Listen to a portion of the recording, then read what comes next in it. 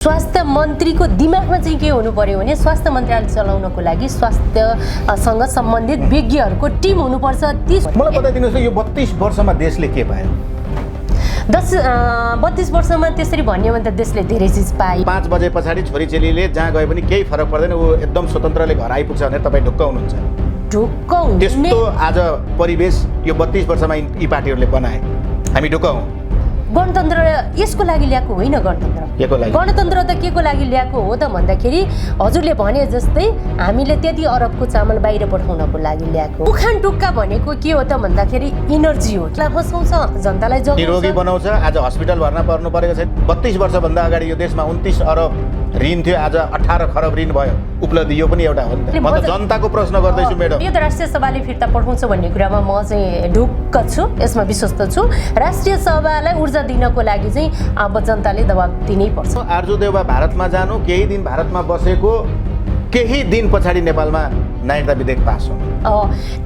तर नेकपा एमाले चुपचाप बस्नु। ती नेताभरि राष्ट्रपति पनि भए, त्यस्ता ती भित्ते राष्ट्रपतिले नि केही गर्दैनन्, त्यस्ता लेखेका प्रधानमन्त्रीले नि केही नेपाली जनता त्यति सचेत छन् जस्तो लाग्छ तपाईँलाई? किन छैनन्? मजाले छन् जनतासँग। भीमसेन थापाको 248औं जन्म जयन्ती मनाउँदै गरेको वर्गीय प्रतिष्ठान भवन प्रधानमन्त्रीज्यू नै प्रमुख अतिथिमा हुँदै गर्दा र प्रधानमन्त्रीको बोल्ने क्रममा केही युवाले चाहिँ नाराबाजी गरे।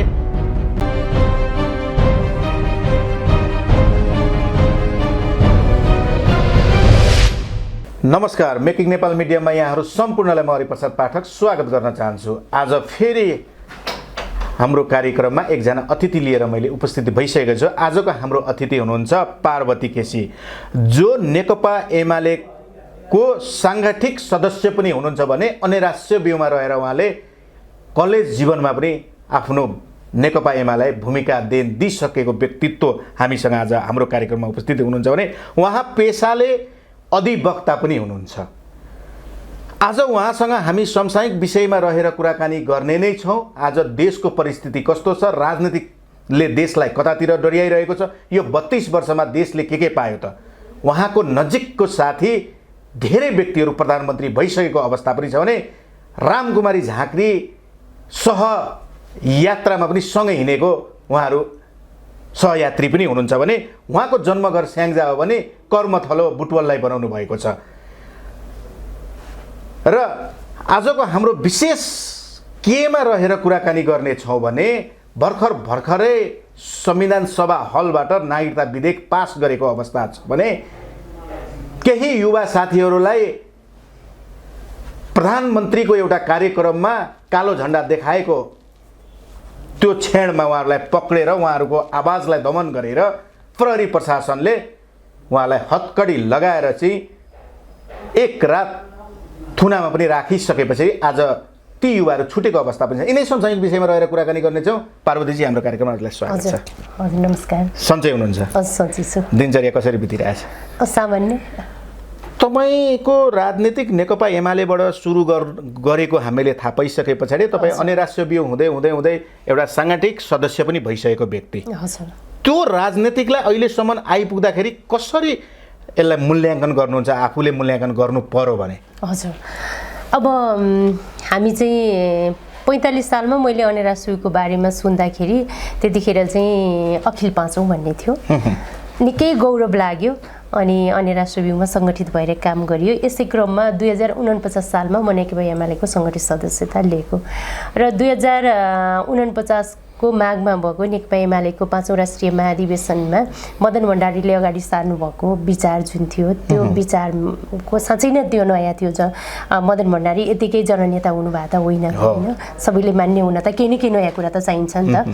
त्यतिखेर मदन भण्डारीले अगाडि सारेको कुरा के थियो त भन्दाखेरि कम्युनिस्टहरूले मान्दै आइरहेको सिद्धान्तको लागि जीवन हो भन्ने थियो भने मदन भण्डारीले त्यसलाई चाहिँ बदलेर जीवनका लागि सिद्धान्त हो। त्यसकारण 5औं राष्ट्रिय महाधिवेशनको नारा के थियो त भन्दाखेरि जडसूत्रवाद र विसर्जनवादको भण्डाफोर गरौँ, मार्क्सवादको सृजनात्मक प्रयोग र विकास गरौँ भन्ने त्यो 5औं राष्ट्रिय महाधिवेशनको नारा थियो। र त्यही अनुरूप नेकपा एमालेको 5औं राष्ट्रिय महाधिवेशनले नयाँ कार्यक्रम जनताको बोधले जनवाद पास गर्यो। त्यो नै अहिले नेकपा एमालेको कार्यक्रम बनिरहेको छ र लगभग त्यो कार्यक्रम चाहिँ नेपालको सन्दर्भमा अब सर्वसम्मत कार्यक्रमै हो भन्न सकिन्छ हैन। अब अहिले संविधानमा समेत ती सबै कुराहरू समावेश भएर आइसकेको अवस्था छ। अब हामीले त्यो बेला जसरी एउटा पार्टीको सङ्गठित सदस्य लिँदाखेरि जुन गौरव गर्थ्यौँ, अब अहिले त तिमी हाम्रो पार्टीको सदस्य बन्देऊ न अथवा यति करोड दिएदेखि म पार्टीको सदस्य बन्न पाउँछु भन्ने जस्ता कुराहरू पनि आइरहेको अवस्था छ। यो त एकदमै संशोधन हुन जरुरी नै छ, रूपान्तरण हुनै पर्छ। यदि यो रूपान्तरण नहुने हो भने अब पार्टीहरूले चाहिँ आफूहरूलाई थेगिरहन सक्ने अवस्था चाहिँ हुँदैन, विकल्प चाहिँ अगाडि आउँछ। विकल्पको लागि चाहिँ अब धेरै मान्छेहरू तयार पनि भइरहेका छन्। अब यसलाई पार्टीहरूले नजरअन्दाज गरेर आफ्नै कुरा मात्रै, जस्तो अब बेला बेलामा नेताहरू मिल्नुहुन्छ, बेला बेलामा फेरि सानो कुरामा विवाद गर्नुहुन्छ। पदप्रतिको मोह मिन्स यस अर्थमा कि म त्यहाँ जान पाएँ केही गर्न सक्थेँ, मेरो यो विचार चाहिँ लागू गर्न सक्थेँ, जसले गर्दाखेरि जनताले सेवा र सुविधा पाउने थिए। नेपाल एउटा साँच्चै नै सगरमाथाको देश भनेर संसारभरि चिनिन्थ्यो। त्यो मात्रै होइन, नेपालमा त यति धेरै राम्रा सम्भावनाहरू छन्। तर आज चाहिँ हामी विदेशीहरूले नेपाललाई के भन्छन्, नेपालीहरूलाई भन्दा सुनको कचौरा लिएर माग्न आएका मगन्तीहरू भनेर विदेशीहरूले चिन्ने गर्छन् कि सुनको कचौरा लिएर माग्न जाने मगन्तीहरू। त्यति भन्दा पनि लाज पचाएर हिँडिराखेका छन् हाम्रा शीर्ष नेताहरू, आफूलाई जननेता भन्नेहरू, आफूलाई राजनेता भन्नेहरू बार पचाएर हिँडिराखेका छन्। कति पटक निर्वाचित हुनुभयो हेर्नुहोस् त। एकैजना मान्छे त्यो निर्वाचन क्षेत्रबाट कति पटक निर्वाचित भएर आउनुभएको छ कि भनेपछि जनताले उहाँहरूलाई कसरी मानिरहनु भएको छ। तर त्यसको बदलामा मैले तपाईँले अर्को क्वेसन फेरि जोड्न चाहेँ। मदन भण्डारीको कुरा उठाउँदाखेरि म मदन भण्डारीको शब्दहरू जुन उनले बोल्नु भएको थियो त्यो बोलीलाई वचनबद्ध भएर मैले पार्टीमा आबद्ध हुँदै गर्दा हजुर आज तपाईँको पार्टीले जननेता मदन भण्डारीले उठाएका जति पनि कुराहरू थिए यो 29 वर्षमा देशले पायो त, 28 वर्षमा देशले पायो त। तपाईँले पार्टीबाट निहाल्दाखेरि स्वतन्त्र मनबाट आफ्नो स्वस्फूर्तले बनाइराख्नु पर्दा हजुर यसो भनिरहँदाखेरि एकदमै चित्त दुखेर आउँछ होइन। मैले एक ठाउँमा पढेको थिएँ कि एक थोपा आँसु झर्नको लागि 10 थोपा रगत चाहिँ रूपान्तरण हुनुपर्छ अरे के।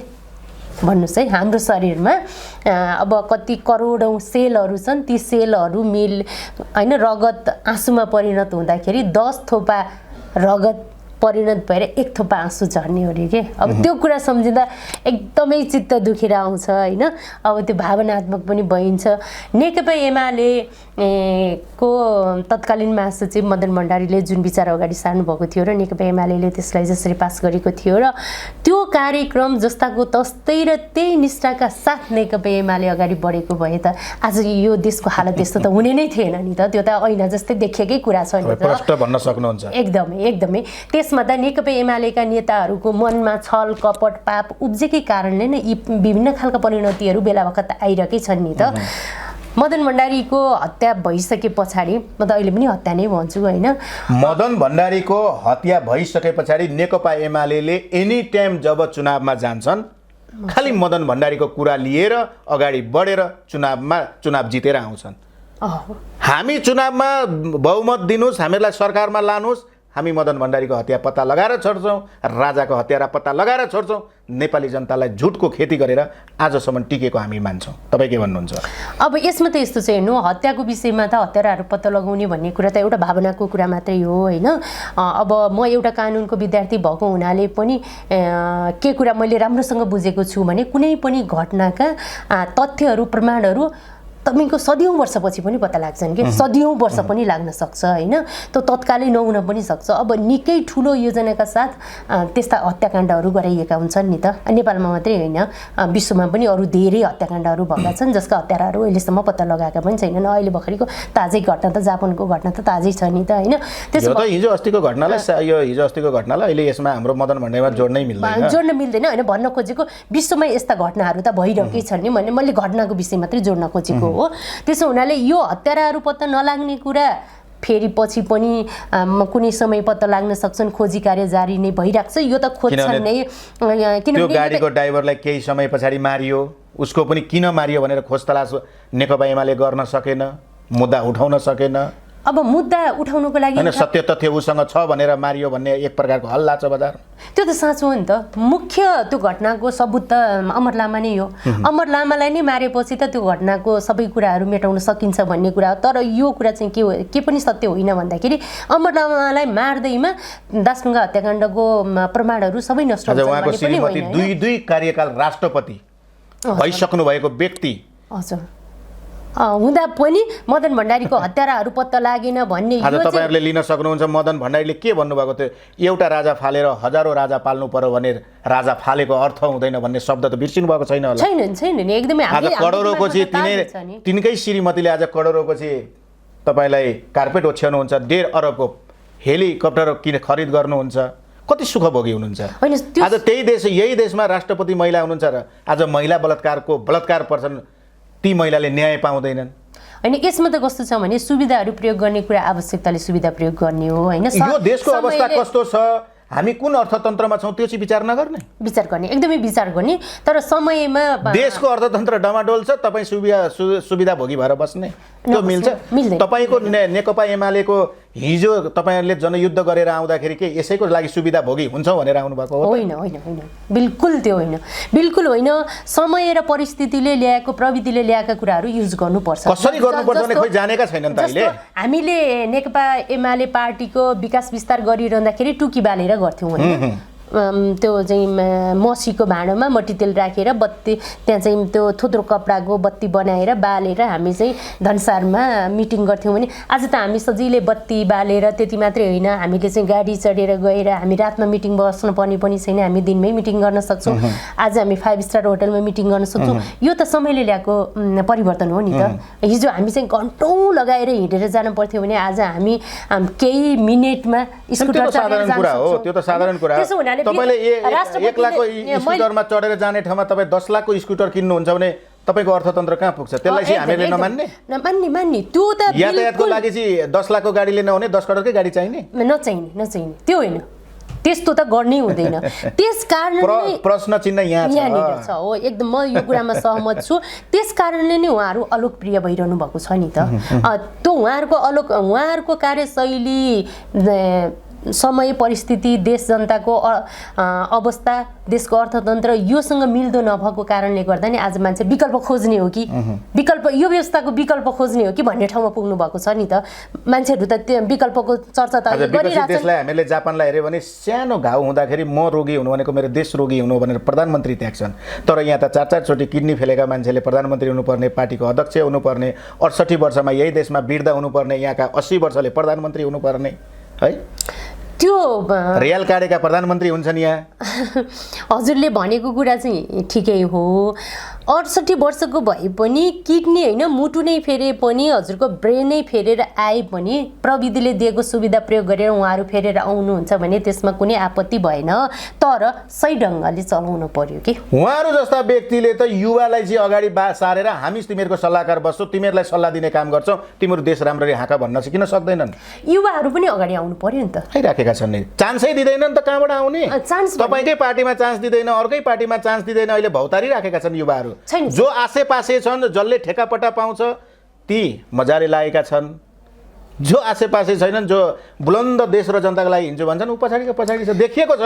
होइन त्यो नढाँटिकन बताइदिनुहोस्, होइन हामी छर्लङ्ग पार्दिन सक्छौँ। होइन ढाँट्नु पर्ने पनि केही छैन। तर मैले यहाँनिर जोड्न खोजेको के कुरा हो भने मानव उदाहरणको कुरा गर्दैछु म। जस्तो युवाहरूलाई अगाडि आउन दिँदैनन् भन्दा युवा पनि युवाको नेचरमा बस्न पर्यो नि त। सिकाइएकै छ, तपाईँहरूले स्कुलिङै त्यही पारिदिनु भएको छ। नेताको गुलामी अब त केसम्म भयो भने 7 क्लासदेखि चाहिँ राजनीति गर्न पाउनु पर्छ भनेर अब बनाउँदैछन्। होइन, राजनीति गर्न त सरकारीमा राजनीति गर्नुपर्ने, प्राइभेटमा गर्न नपाउनु पर्ने। हेर्नु त कस्तो सिद्धान्त बनाएको छ हाम्रो देशमा। राजनीति गर्न पाउने नपाउने भन्दा पनि यो कुरा चाहिँ के हो भन्दा राजनीतिक चेतना हुनु पर्यो जनतामा, त्यति मात्रै हो, चेतनाको लागि हो होइन। अनि जसले चाहिँ म राजनीतिक काम गर्छु भन्छ भने अक्सफोर्ड विश्वविद्यालयबाट पढेका प्रधानमन्त्री हामीले कहिले पाउने भनेर प्रश्न एउटा सर्वसाधारणले सोध्यो भने म अक्सफोर्ड विश्वविद्यालय कहाँबाट ल्याइदिनु भन्ने प्रधानमन्त्री पाउँछ यो देशले। होइन जहाँ तपाईँको अक्सफोर्ड विश्वविद्यालय छ त्यो देशको प्रधानमन्त्री त 8 क्लास पास गरेको हुनुहुन्थ्यो त।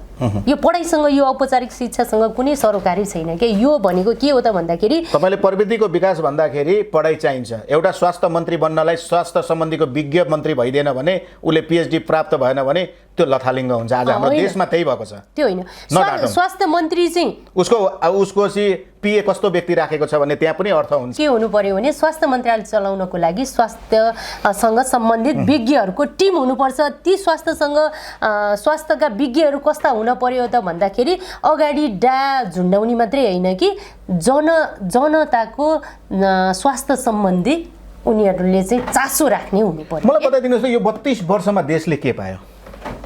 32 वर्षमा त्यसरी भन्यो भने त देशले धेरै चिज पायो। के पायो भन्दिनुहोस् न एकचोटि, अब 1 2 3। पहिलो त देशले बहुदलीय पायो, दोस्रो त देशले गणतन्त्र पायो होइन।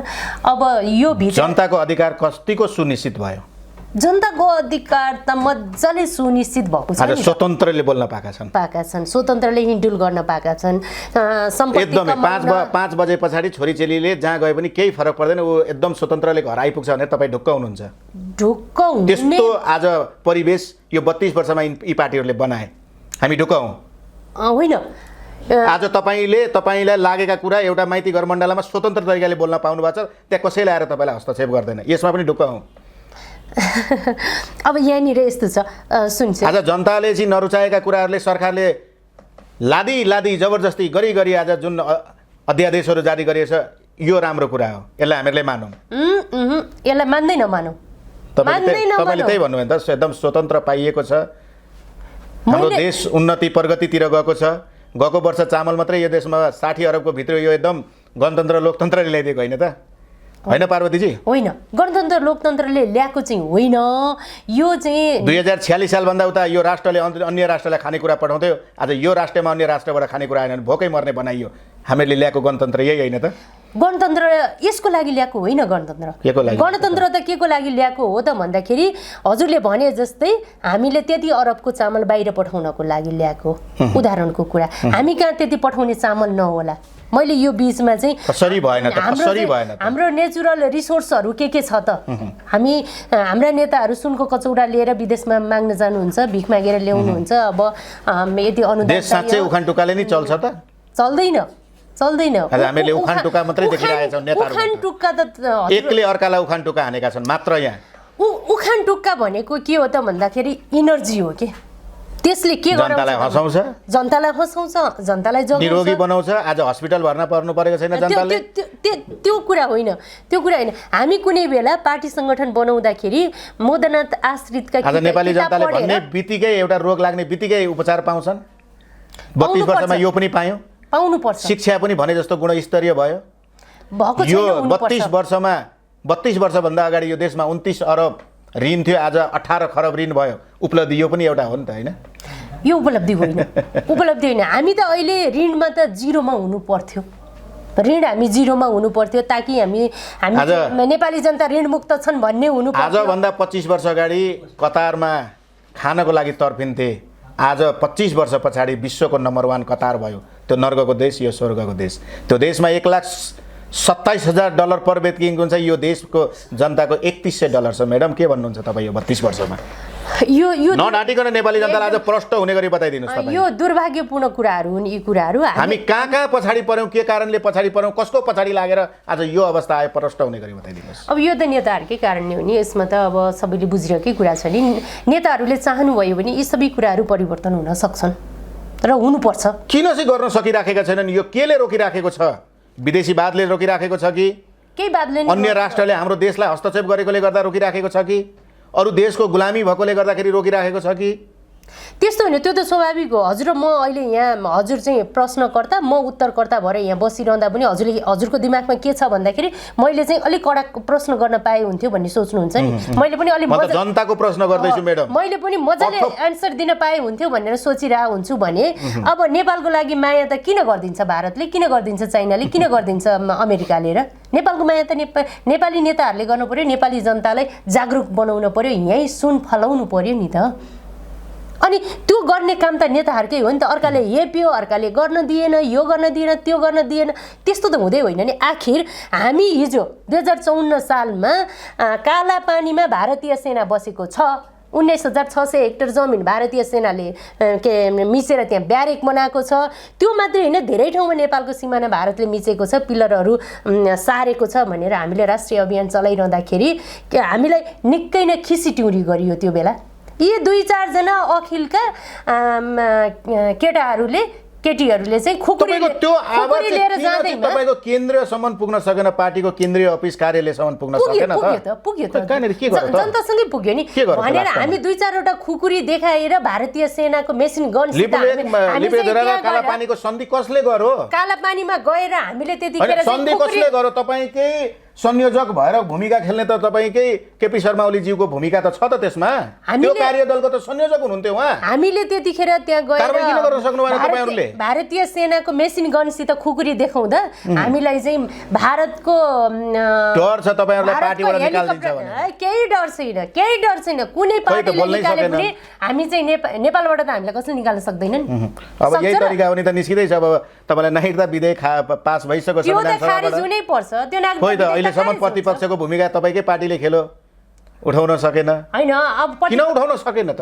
हैन आवाज उठाउने ठाउँमा उठाइरहेछ। कहाँ उठाए त? बिचारा एउटा भीम रावलले उठाएका कुरालाई तपाईकै पार्टीका शीर्ष नेताले साथ दिइराखेको हामीले पाइराखेका छैनौँ त्यो संसद भवनभित्र। अब त्यसमा त हेर्नुस् के छ भन्दाखेरि राष्ट्रियताको सवाल पास भइसक्यो। हेर्नुस् पार्वतीजी पास भइसक्यो। यो चाहिँ अब यसले देश फिजी बनाउँदैछ। फेरि पनि त्यसरी तपाईहरु जस्ता चाहिँ पार्टीका युवा सक्रिय सदस्यहरू कहाँ जाने? त्यतिखेर अर्कोको हालिमुहाली यहाँ चलिसकेपछि जब चाहिँ एउटा अङ्गीकृतले वंशजले अङ्गीकृतलाई नमस्कार गर्ने दिन आयो भने के हुन्छ? त्यो दिन त्यो त आउन लागिसक्यो। हैन त्यो त रोक्नु नै 1 2 3 सम्भावना कम छ अब रोक्नै पर्छ। यो त राष्ट्रिय सभाले फिर्ता पठाउँछ भन्ने कुरामा म चाहिँ ढुक्क छु, यसमा विश्वस्त छु। राष्ट्रिय सभालाई ऊर्जा दिनको लागि चाहिँ अब जनताले दबाब दिनै पर्छ। यो देश नेकपा एमालेको मात्रै ठेक्का हो र? नेपाली कांग्रेसका मान्छेहरूको लागि होइन यो देश। गलत भएको चिजलाई 62-63 मा गलत भयो, राजाले चाहिँ देश सखाप बनायो भनेर चाहिँ गणतन्त्र ल्याउन युवा जमात जोड्न सक्ने आज माइतीघर मण्डलामा खै त नेकपा एमालेका कार्यकर्ता हो त्यही प्रश्न अहिले बिचारा 5 जना युवाहरू त्यहाँ उफ्रेका छन्, जलाएका छन्। तर तिनै युवालाई साथ दिन चाहिँ नेकपा एमालेका चाहिँ क्रियाशील सदस्यमा रहेका चाहिँ युवा जमात कहाँ हराए त? हैन नेकपा एमालेका कार्यकर्ता साथ दिनुपर्ने हैन, त्यो युवालाई आफूले समेट्नु पर्ने हैन। कार्यकर्ताहरूले नि यसमा विरोध गर्नु भएको छ। त्यो मात्रै होइन, सबैले देखेकै छैन हामीले बियर गरेको देखेको छ। नागरिकता पाउने कुरा त सबैले विरोध गर्न पर्दैन र? कसैले गरेको देखिएन। पर्दैन र? रामचन्द्रले विरोध गर्नु पर्दैन? रामचन्द्र पौडेलले विरोध गर्नु पर्दैन? ठीक छ, ती त फडा भए आफ्नो ठाउँमा छ। विरोध गर्नु पर्दैन? एमालेका मान्छेको लागि मात्रै भन्ने हो र? राप्रपाका मान्छेले विरोध गर्नु पर्दैन? प्रचण्डज्यू भारत जानु, आर्जु देउवा भारतमा जानु, केही दिन भारतमा बसेको, केही दिन पछाडि नेपालमा नागरिकता विधेयक पास हुनु। तर नेकपा एमाले चुपचाप बस्नु। ती नेताहरूलाई जनताप्रति विश्वास छैन भन्ने कुरा त प्रष्ट देखियो नि त। भारतको आशीर्वादमा मात्रै हामी चाहिँ भावी प्रधानमन्त्री हुन सक्छौँ भन्ने सबैको त्यही रहेछ। 12 बुँदे गर्दाखेरि त हिजो नेकपा पनि एमाले थियो, त्यसमा थिएन र? भारतको आशीर्वादमा नेपालमा प्रधानमन्त्री हुन्छु भन्ने सपना नदेखे हुन्छ कि भइराखेको छ त। किनभने अब त आर्जु देउवा 2 वर्ष हुने अरे, प्रचण्ड 2 वर्ष हुने अरे। अब त्यस्ता त भित्ताभरि राष्ट्रपति पनि भए, त्यस्ता ती भित्ते राष्ट्रपतिले नि केही गर्दैनन्, त्यस्ता लेखेका प्रधानमन्त्रीले नि केही गर्दैनन्। नेपाली जनता त्यति सचेत छन् जस्तो लाग्छ तपाईलाई? किन छैनन्? मज्जाले छन् जनता सचेत। तपाईहरुलाई 2 तिहाई दिँदा पनि 3 वर्ष प्रधानमन्त्री खान सकेनन्। अब सकेनन् त, उनले सकेनन्, जनताले त दिएर पठाइदिएको हो नि त। हेर्नु त जनताको अध्यादेशबाट आज प्रधानमन्त्री सर्वोच्चले छान्दिन्छ, जनताले के छान्नु? अब जनताले छान्ने बेलामा छान्छन् नि, छान्ने बेला आउँदैछ छानिहाल्छन्। अनि अहिले मन परि गरिराखेका छन् जनताले बोलेका कुरा। इनका मन परि त जनताले सबै ध्वजा पिठा। तपाईँ एउटा कानुनविद पनि हुनुहुन्छ, एउटा अधिवक्ता पनि हुनुहुन्छ। मैले अर्को एउटा प्रश्न जोड्न चाहे। हिजो एउटा एकदमै यस्तो घटना घटेको छ जहाँ भीमसेन थापाको 248औं जन्म जयन्ती मनाउँदै गरेको प्रज्ञा प्रतिष्ठान भवन प्रधानमन्त्रीज्यू नै प्रमुख आतिथ्यमा हुँदै गर्दा र प्रधानमन्त्रीको बोल्ने क्रममा केही युवाले चाहिँ नाराबाजी गरे, नागरिकता विधेयक खारेज गर, एमसीसी को मतियार, एसपीपी खारेज गर, शेरबहादुर देउवा मुर्दाबाद जस्ता नारा लगाउँदै गर्दा उनीहरूको मुख थुनियो, उनीहरूलाई त्यहाँ त्यो सभा हलबाट निकालियो। एक दिन बन्दी गृहमा पनि लगेर तपाईलाई प्रहरी प्रशासनद्वारा राखियो। यो देशमा लोकतन्त्र गणतन्त्र यसैको लागि आएको, बोल्न पाइन्छ कि पाइँदैन? तपाईँ अधिवक्ता हुनुहुन्छ, प्रश्न हुने गरी बताइदिनुहोस्। हजुर, यसमा चाहिँ अब जुन उहाँहरूले आँट गर्नुभयो, जुन इस्युमा बोल्नलाई आँट गरिरहनु भएको छ, त्यसको लागि म एकदमै धन्यवाद दिन चाहन्छु। र नेपालको संविधानले व्यक्तिगत स्वतन्त्रताको राम्रोसँग व्यवस्था गरेको छ, तर त्यो चाहिँ कहाँ प्रयोग गर्ने भन्ने कुरा चाहिँ अलिक फरक चाहिँ हुन्छ। अब एउटा प्रधानमन्त्री उपस्थित हुने कार्यक्रममा गएर बोलिरहँदा प्रधानमन्त्रीको सेक्युरिटीको कुरादेखिका कुराहरूको कारणले गर्दाखेरि उहाँहरूलाई एरेस्ट गर्न परेको होला होइन। तर उहाँहरूलाई एरेस्ट गरेर राख्न त सकेन नि त। एक दिन एक रात मात्रै राख्नु एक रात मात्रै राख्यो तर राख्न त सकेन नि त, सक्दैन नि। उहाँहरूले उठाएको जे इस्यु छ त्यो त एकदमै जायज छ। त्यो इस्युको लागि जुन मञ्च उहाँहरूले प्रयोग गर्नुभयो त्यो मञ्च प्रयोग गरेको साहस गरेर त्यो मञ्च प्रयोग गर्नुभयो। यहाँ मलाई दमन हुन्छ भन्ने पनि उहाँहरूलाई थाहा थियो, त्यस कारणले नै धेरै मिडियाहरूले क्याच गरे, धेरै मान्छेले एकैचोटि कुरा सुने कि यो चाहिँ बेठिक कुरा प्रधानमन्त्रीले को नेतृत्वमा भइरहेको थियो, युवाहरूले विरोध गरे भन्ने कुरा। तर त्यो कार्यक्रममा उहाँहरूलाई जसरी लग्ने कुरा चाहिँ सामान्य नै हो। उहाँहरूले गरेको कार्य चाहिँ एकदमै राम्रो हो। म अर्को एउटा प्रश्न जोड्न चाहन्छु। नेपाली काङ्ग्रेसको सक्रिय सदस्य एकजना व्यक्तिले मिडियामा के बोल्नुभयो भने प्रधानमन्त्रीको कुनै पनि कार्यक्रममा गएर कालो झन्डा देखाउनु भनेको ती युवाहरूले आफ्नो व्यक्तिगत फाइदाको लागि मात्रै गरेको हो, त्यस्ता व्यक्तिहरूलाई चाहिँ सजाय हुनुपर्छ, जेल चलान हुनुपर्छ, जुन अभिव्यक्ति दिएको छ नि त्यो अभिव्यक्तिलाई चाहिँ तपाईँ के भन्नुहुन्छ? अब उहाँको अभिव्यक्ति ठिक होइन भन्ने कुरा त देखि त सक्यो त। उहाँकै नेताको नेतृत्वमा सरकार छ, छोडी त सक्यो त होइन। त्यसो हुनाले त्यो अब उहाँहरूले फाइदाको लागि उहाँहरूले उठाउनु भएको इस्यु उहाँहरूको व्यक्तिगत फाइदाको लागि उठाएको इस्यु होइन, नेपाल राष्ट्र र नेपाल जनताको लागि उठाएको इस्यु हो। र उहाँहरूले जुन इस्यु उठाउनु भयो त्यो एकदमै राम्रो छ। जुन मञ्चलाई उहाँहरूले प्रयोग गर्नुभयो त्यो प्रचार प्रसारको हिसाबले त्यो मञ्च पनि अब उहाँले ठिक लागेरै त त्यो गर्नुभयो नि त, आँट गरेर नै होइन। किनभने प्रधानमन्त्रीलाई नै भन्न पाएदेखि हुन्थ्यो, जथाभावी पाइँदैन। यस्तै कार्यक्रममा गएर चाहिँ हाम्रा जुन भित्र लागेका गुम्सेका कुरा चाहिँ राष्ट्रघातका कुराहरू हामी ओकल छौँ भन्न त नपाउने त? पाउने। प्रधानमन्त्री सांसद भवनभित्र जाउँ भने पस्न दिँदैन, बालुवाटारमा जाउँ भने पस्न दिँदैन। अब माइती घर मण्डलामा मान्छे जोडेर भाषण गरौँ भने प्रधानमन्त्रीले त सुन्नुहुन्न, अरूले कसैले सुनाइदिए सुन्ने हो। त्यो पनि कसरी सुनवाई होला र होइन।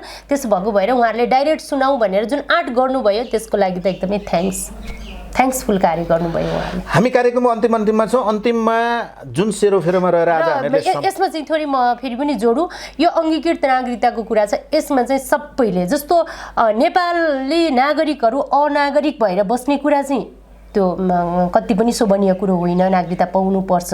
कुनै प्राविधिक कारणले रोकिएको छ भने अब अर्को चाहिँ पितृत्वको ठेगान नभएका नागरिकहरूको पनि ठुलो समस्या छ होइन। जस्तो अब बच्चा जन्मियो, बच्चा पढिरहेछ, अब हजुरको +2 पास गरिसक्यो, उसको नागरिकता छैन, उसले केही अब जागिर गरौँ भन्दा पनि नागरिकता छैन, ब्याङ्क खाता खोलौँ भन्दा पनि नागरिकता छैन, बाहिर जाउँ भन्दा पनि नागरिकता छैन। अब यो उनीहरूको लागि जुन खालको समस्या थियो, यो समस्या हल गर्नको लागि नागरिकता विधेयक आउने कुरा चाहिँ राम्रो हो होइन। कस्ता व्यक्तिलाई दिने, कसरी दिने भन्ने त निर्णय त गर्न सक्नु पर्यो नि, क्षमता त हुनु पर्यो नि। इन्डियाबाट आज बिहा गरेर आएकोलाई भोलि अङ्गीकृत नागरिकता दिने भन्ने कुरालाई चाहिँ मेन प्राथमिकतामा राख्नु यो शोभनीय त भएन नि त। एकदमै यो त खारेजै हुनुपर्छ। यो दफा चाहिँ खारेज। कति वर्ष पछाडि चाहिँ अङ्गीकृत दिने, कति वर्ष पछाडि चाहिँ त्यो चाहिँ वंशज हुने होइन, त्यो त एउटा प्रावधान त ल्याउनु पर्यो नि। हिजोको दिन भनेको त्यो त 20 वर्ष जो नेपालमा बसोबास कन्टिन्यू गरेको हुन्छ उसले नागरिकता पाउने भन्ने विधेयक त थियो। आज 100 वर्ष बसोबास गर्नेले पनि पाएका छैनन् यहाँ। यसको अर्थ चाहिँ के त? त्यसको लागि यो नेपाल सरकार कहाँ रहन भुल्नमा परिराखेको छ? त्यसको लागि चाहिँ नागरिकले नागरिकता पाउनु पर्यो। नेपाली नागरिक अनागरिक भएर बस्नु भएन। अङ्गीकृतको सन्दर्भमा जुन दफा राखिएको छ यो दफा चाहिँ खारेज हुनुपर्छ। अब जनदबाब गरेर राष्ट्रिय सभाले यसलाई फिर्ता गराइदिनुपर्छ। यो चाहिँ खारेज हुनै पर्छ। यसको लागि चाहिँ जनता सडकमा निस्किनै पर्छ। हामी कार्यक्रमको अन्तिममा छौँ। अन्तिममा मैले सोध्न छुटेका, आज यो कार्यक्रममा म उपस्थित भएको ठाउँमा यी शब्द भन्न पाएको भए पनि आम नेपाली जनता प्रष्ट हुन्थे भन्ने शब्द तपाईँसँग बाँकी छन् भने छिट्टो र मिठोमा बताइदिनुहोस् त। सर्वप्रथम त हजुरहरूलाई धेरै धेरै धन्यवाद। मेकिङ मिडियाको टिमले जुन प्रयत्न गरिरहनु भएको छ अहिलेका विकृति विसङ्गतिहरूलाई परास्त गर्नको लागि यो हजुरहरूको प्रयास चाहिँ एकदमै सराहनीय छ। यसले सफलता पाउँदै जाओस्, मेरो तर्फबाट शुभकामना छ। मैले अहिले पनि केमा जोड गर्दछु त भन्दाखेरि देशभक्त र प्रगतिशीलहरू एकै ठाउँमा भएर मात्रै नेपाल राष्ट्र बन्न सक्छ। यो चाहिँ विभाजित मतले चाहिँ राष्ट्र बन्न सक्दैन। र अघि छलफलका क्रममा उठेका जे कुराहरू छन्, यो ठाउँमा 32 वर्षमा नेपाल यो ठाउँमा गयो भन्ने कुराको यसको जस चाहिँ जुन नकारात्मक कुराको जस छ यो नेताहरूले महसुस गर्न एकदमै जरुरी छ। यदि नेताहरूले महसुस गर्नु हुँदैन भने त्यही भित्रबाट निस्किनु पर्यो कि जस्तो युवा युवा युवा भनिएको छ नि त युवा भनेर मात्रै भएन नि त युवालाई मोटरसाइकल चढ्न पर्यो युवालाई महँगो मोबाइल प्रयोग गर्न पर्यो अनि त्यो मोटरसाइकल राम्रा राम्रा बजारमा आएका मोटरसाइकल किन्नको लागि त पैसा कहाँबाट आउँछ मोबाइल किन्न कहाँबाट आउँछ अनि त फेरि पनि त नेताहरूको पेरिफेरीमा त जान पर्यो नि त यो कुरा चाहिँ युवाले छोड्न पर्यो कि म हिँड्छु भन्ने आँट गर्न पर्यो म सुखभोगी हुनु भएन म कलङ्की जानलाई हिँडेर पनि जान सक्छु भन्ने आँट हुन पर्यो नि त हामी विद्यार्थी हुँदा त हिँडेर जान्थ्यौँ त अनि गन्तव्यमा पुगिन्छ 5 लाखको गाडीमा चढ्दा मात्रै पुगिन्छ 5000 को साइकलमा चढ्दा पुगिँदैन भन्ने मान्यता राख्नु भएन त्यति बेला पनि त हाम्रो अगाडि त प्रशस्त अवसरहरू थिए नि त हामीलाई 20,000 को जागिर खा 30,000 को जागिर खा 50,000 को जागिर खा भन्ने अवसरहरू त्यो बेला थिए नि त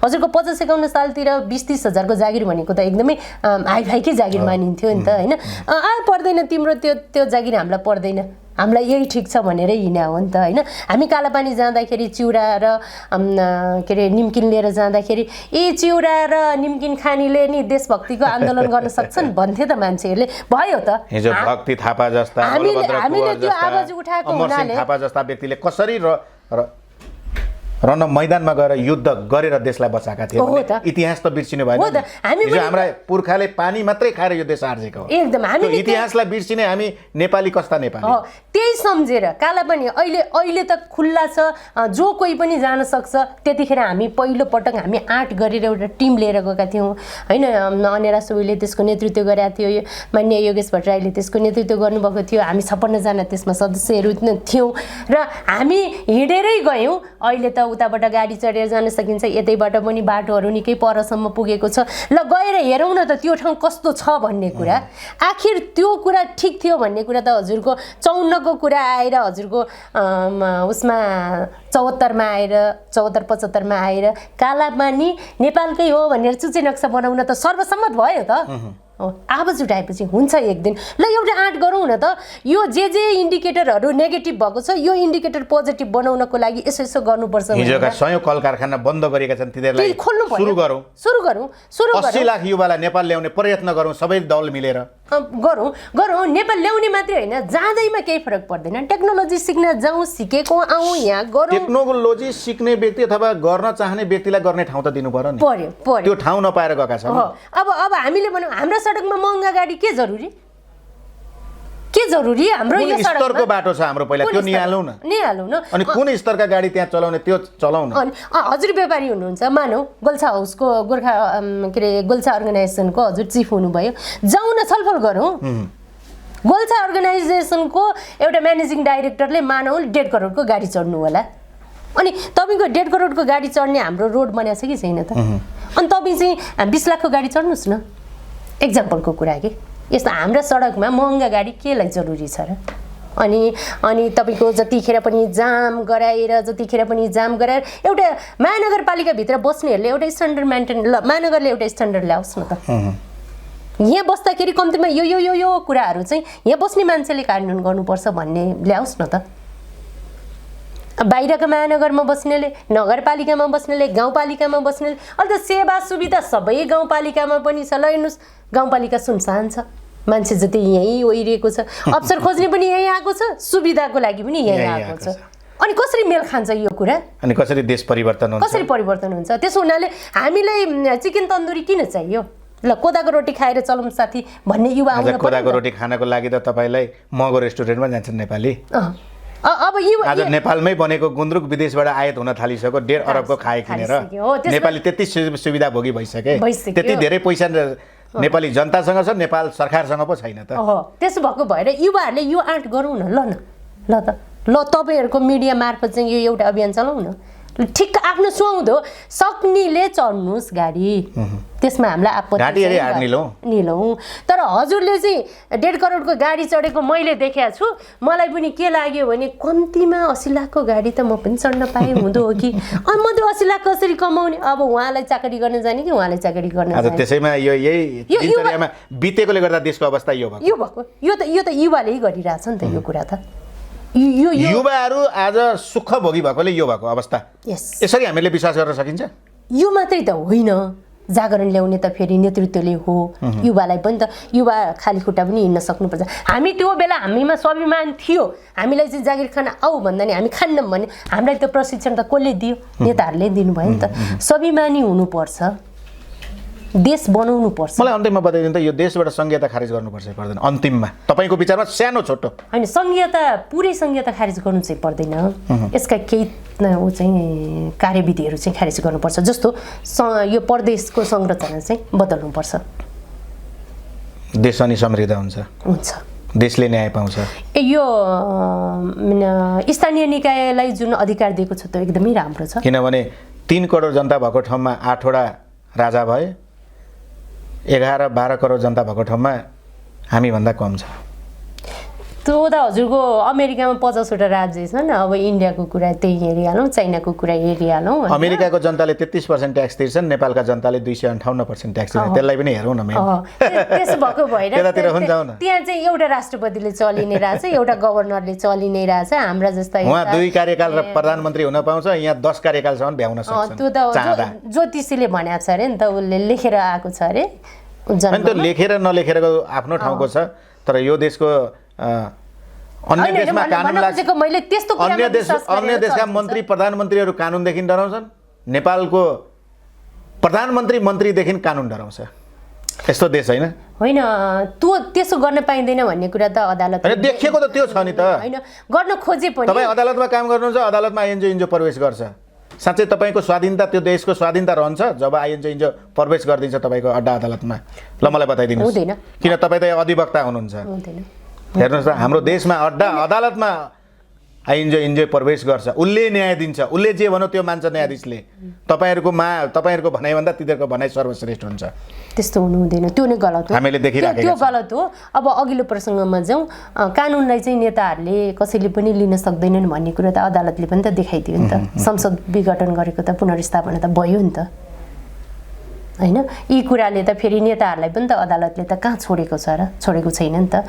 पावरफुल नेताहरू पनि जेलमा गएर बस्नु भएकै छ आज अख्तियारमा मेरो सम्पत्ति छानबिन गर भनौँ भने म गएँ भने अख्तियारले छानबिनै गर्न मान्दैन अख्तियारले तपाईले छानबिन गर भनेर त किन गर्छ र अख्तियारले किनभने यी भ्रष्ट नेताहरूको फेरि गर्नुपर्छ नि त उसले ओहो अब कारण त त्यहाँ पनि छ नि अब अख्तियारलाई दिउ न त काम हजुरकै मिडिया मार्फत स्टार्टिङ गरौँ न त गर्छ त अख्तियारले गर्छ जस्तो लाग्छ तपाईँलाई किन नगर्ने कतिवटा गर अहिलेसम्म कतिवटा गरौँ होइन अब गरेर देखाउने वातावरण बनाउँ न हामी पुरा ल फलानाको विरुद्धमा यति यति नेताहरूले अथवा कर्मचारीहरूले हजुरको 20 वर्षसम्म त यो देश त सबै कर्मचारीहरूले चलाएको होइन र कर्मचारी तन्त्र हाबी बनाउन त यिनै पार्टीहरूले सिकाएको हो नि त डेफिनेटली कर्मचारी आफैले गर्न त पक्कै सक्दैन होइन होइन भने पार्टीकै संरक्षणबाट उनीहरूले आफ्नो हालिमुहाली गरिराखेका छन् कुनै न कुनै पार्टीसँग आबद्ध नभइकन तपाईँले नेपाल सरकारको जागिर खान पाउनुहुन्न अनि ती व्यक्तिले त्यहाँ गएर गर्छन् के म्याडम आज एउटा नेपाल सरकारको कर्मचारीले 2 दिन नगइकन 2 दिनको हाजिर गर्न पाउँछन् तर प्राइभेटको 10 सेकेन्ड ढिलो गयो भने कारबाही हुन्छ त्यो त अब त्यस्तो राष्ट्र हो यो देशै कर्मचारी तन्त्रले चलाइएको देश अब कर्मचारीहरूको यो कर्मचारी तपाईहरुले खोइ आवाज उठाउनु भयो भने राष्ट्रव्यूहमा हुँदै गर्दा र अहिले सांगठनिक सदस्य हुँदाखेरि केन्द्रीय पार्टीमा चाहिँ यस्तो यस्तो समस्या छ यो समस्यालाई चाहिँ हामीहरूले हल गरौँ न भनेर कुनै दिन उठाउनु भयो आवाज उठाइयो नि मजाले उठाइयो आन्दोलनै गरियो आज तपाईलाई मेन पावरद्वारा हजारौं लाखौं युवा ठगिएका छन् खोइ आवाज कहीँ उठेको देखिएन कहिले पनि तपाईहरुले चाहिँ ती आपतकालीनमा परेका युवाहरूलाई नेपाल ल्याएको कहिले देख्यौ न आज उनीहरु चाहिँ लाखौं लाख उनीहरुको लुटिएको छ त्यो लुटिएको फिर्ता गर्न कहीँ पनि देख्यौ न त्यो त देख्नु भएको होला नि प्रत्यक्ष हैन देखिएको छ यसमा चाहिँ कस्तो भन्दाखेरि जस्तो अब अघिकै प्रसङ्गमा जाउँ केही नेताहरूको केही कर्मचारीहरूले जसले धेरै सम्पत्ति कमाउनु भएको छ भन्ने लागेको छ भनेदेखि हामी उहाँहरूको विरुद्ध अख्तियारमा उजुरी त गर्न सक्छौं नि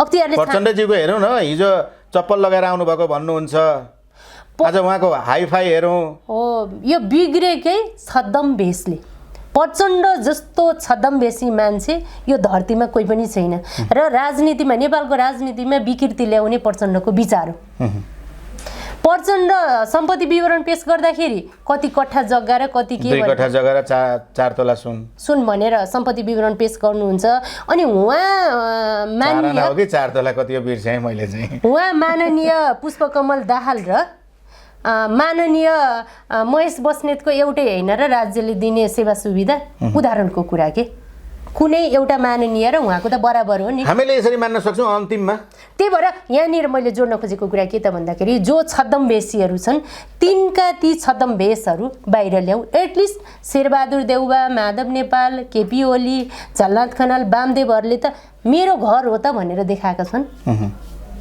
मेरो सम्पत्ति यति छ त भनेर देखाएका छन् प्रचण्ड त त्यही पनि गर्नुहुन्न अर्का भाडाको घरमा बसेको छु भनेर उहाँ चाहिँ दरबारको सान गर्नुहुन्छ यो त्यस भएर नेताहरूले पैसा चाहिँ अर्काका नाममा लगानी गरेका छन् अर्काका नामबाट लिएर खान्छन् यो छद्म भेष फेरि पनि हामी अर्को कार्यक्रममा उपस्थित भएर फेरि यी अरू अन्य कुराहरू जोड्ने नै छौँ आजको कार्यक्रममा आएर आफ्नो अमूल्य सल्लाह र सुझाव राखिदिनु भएकोमा मेकिङ नेपाल मिडियाको तर्फबाट हजुरलाई धेरै धेरै नमस्कार हजुर मेरो तर्फबाट पनि धेरै धेरै धन्यवाद विचारहरू राख्न दिनुभयो दर्शक पनि आजको कार्यक्रम कस्तो लाग्यो सल्लाह सुझाव र प्रतिक्रिया दिन हुन नबिर्सिनु होला भन्दै म कार्यक्रम सञ्चालक हरिप्रसाद पाठक पनि तपाईँहरूको माझबाट बिदा हुन चाहन्छु हस्त नमस्ते